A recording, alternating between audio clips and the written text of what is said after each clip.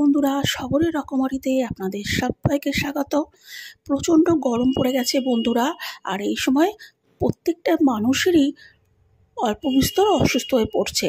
তো এই সময় আমাদের প্রয়োজন তরল জাতীয় খাদ্য গ্রহণ করা, আর সেই জন্যে আজকে আমি আপনাদের জন্য নিয়ে এসেছি শরীর এবং পেট ঠান্ডা করা একটি মাছের পাতলা ঝোল রেসিপি। তো চলুন বন্ধুরা, আজকে রেসিপিটি বানিয়ে দেখে নেওয়া যাক, যা আমরা বাড়িতে থাকা অল্প উপকরণ দিয়ে সহজেই বানিয়ে নিতে পারবো। আজকের রেসিপিটা বানানোর জন্য এখানে 3টে পটল, 2টো আলু নিয়ে নিয়েছি, আর একটা মাঝারি সাইজের টমেটো, আদা আর 2টো কাঁচা লঙ্কা নিয়েছি। প্রথমেই আলু আর পটলের খোসা ছাড়িয়ে কেটে নিতে হবে। যেভাবে ঝোলের বা শুক্তোর আনাজ কাটা হয় ঠিক সেভাবেই তেরছাভাবে পটলগুলোকে কেটে নিয়েছি, আর আলুগুলোকেও লম্বা ফালি করে কেটে নিয়েছি। আদা টমেটো কেটে নিয়েছি। এবার মিক্সি জারের মধ্যে আদা, টমেটো আর একটা কাঁচা লঙ্কা দিয়ে একটা ফাইন পেস্ট বানিয়ে নিতে হবে। এবার এদিকে গ্যাসে কড়া বসিয়ে তার মধ্যে 2 চামচের মতো সর্ষের তেল দিয়ে এর মধ্যে দিয়ে দিলাম 1 চামচ নুন আর 1 চামচ হলুদ গুঁড়ো। নুন আর হলুদটাকে তেলের সাথে খুব ভালোভাবে মিশিয়ে নিতে হবে। এর মধ্যে কেটে রাখা পটল আর আলুগুলো তেলের মধ্যে দিয়ে খুব ভালোভাবে প্রথমে একটু নাড়াচাড়া করে নিতে হবে, যাতে নুন আর হলুদ পটল আর আলুর গায়ে খুব ভালোভাবে মিশে যায়। এইভাবে তেলের মধ্যে নুন আর হলুদ দিয়ে আলু আর পটল ভাজলে কিন্তু অনেক বেশি টেস্ট হবে, কারণ আলু আর পটলের মধ্যে নুনটা ভালোভাবে যাবে।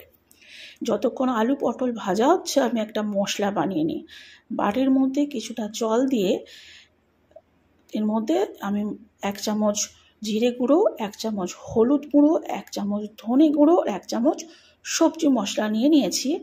এটাকে জলের মধ্যে দিয়ে ভালো করে গুলিয়ে নেব। এইভাবে জলের মধ্যে মশলা গুলে নিয়ে রান্নায় ব্যবহার করলে রান্নার স্বাদ কিন্তু অনেক বেশি ভালো হয়, আর মশলাগুলো ভিজে একটু নরমও হয়ে যাবে। যেহেতু ঝোল বানাবো, তো এইভাবে মশলা গুলে নিলেই ভালো হয়। এদিকে পটল আর আলু বেশ ভালো করে ভাজা হয়ে গেছে, একটু লালচে রঙও চলে এসেছে। আমি একটা পাত্রের মধ্যে তুলে নিচ্ছি। তো এইভাবে একটু ভালো করে ভেজে নিলে পটল আলুটা অনেকটাই ভাজা হয়ে গিয়ে সিদ্ধ হয়ে যায়। তো রান্না করার সময় তাহলে সিদ্ধ করতে খুব বেশি একটা সময় লাগবে না। তো আলু আর পটল একটা পাত্রের মধ্যে আমি তুলে রেখেছি। এবার ওই কড়ার মধ্যেই আমি আরও 2 চামচের মতো সর্ষের তেল দিয়ে নিলাম। এবার এর মধ্যে দিলাম একটা কাঁচা লঙ্কা। এখানে একটা কাঁচা লঙ্কা ব্যবহার করেছি, কারণ আদা আর কাঁচা লঙ্কার পেস্ট আমি বানিয়ে নিয়েছি, ওতেই কিন্তু অনেকটা ঝাল হয়ে যাবে। আলাদা লঙ্কা ব্যবহার করার দরকার লাগবে না। তো টমেটো আদার পেস্টটা আমি তেলের মধ্যে দিয়ে খুব ভালোভাবে কষিয়ে নিয়েছি। এর মধ্যে থেকে তেলটা ছাড়তে যখন আরম্ভ করেছে, এর মধ্যে আমি গুলে রাখা মশলাটা ঢেলে দিলাম। এবার খুব ভালোভাবে মশলা আর টমেটো আদার পেস্টটাকে খুব ভালোভাবে কিছুক্ষণ কষিয়ে ভেজে নিতে হবে। এবার ভাজতে ভাজতে তেলটা মশলা থেকে ছেড়ে এসেছে। এই সময় এর মধ্যে দিয়ে দিলাম স্বাদ মতো নুন, আর ভেজে রাখা আলু পটলটা এই মশলার সাথে দিয়ে দিলাম। এবার খুব ভালোভাবে মশলার সাথে আলু আর পটল ভালো করে কষিয়ে নিতে হবে, নাড়াচাড়া করে ভালোভাবে বেশ কিছুক্ষণ। এবার আলু পটল ভালো করে মশলার সঙ্গে মেশানো হয়ে গেছে। এবার আমি ঢেলে দিলাম এর মধ্যে 1 লিটারের মতো জল। এবার ভালোভাবে আরেকবার মশলার সাথে জল আনাজগুলোকে ভালোভাবে মিশিয়ে এবার এটার মধ্যে একটা ঢাকা দিয়ে 10 মিনিটের মতো আমি সিদ্ধ হতে দেব। এবার এদিকে যতক্ষণ তরকারিটা সিদ্ধ হচ্ছে, আমি আরেকটা কড়া গ্যাসে বসিয়ে নিয়ে এর মধ্যে দিয়ে দিলাম কিছুটা তেল। আগের থেকে নুন হলুদ মাখিয়ে রাখা মাছ তেলের মধ্যে ছেড়ে দিয়ে মাছগুলোকে খুব ভালোভাবে আমি একটু ভেজে নেব। প্রথমে দুটো মাছ দিয়ে ভেজে নিয়েছি। মাছ ভাজা হয়ে যেতে মাছগুলোকে তুলে নেব একটা পাত্রের মধ্যে। আর বাকি যে মাছগুলো আছে এই একই তেলের মধ্যে মাছগুলোকে দিয়ে ভেজে নেব। মাছগুলোর একটা পিঠ ভাজা হয়ে গেলে উল্টে আর একটা পিঠকেও ভেজে নিতে হবে। এভাবে সমস্ত মাছগুলো ভাজা হয়ে গেছে, আমি পাত্রের মধ্যে তুলে রেখে দিলাম।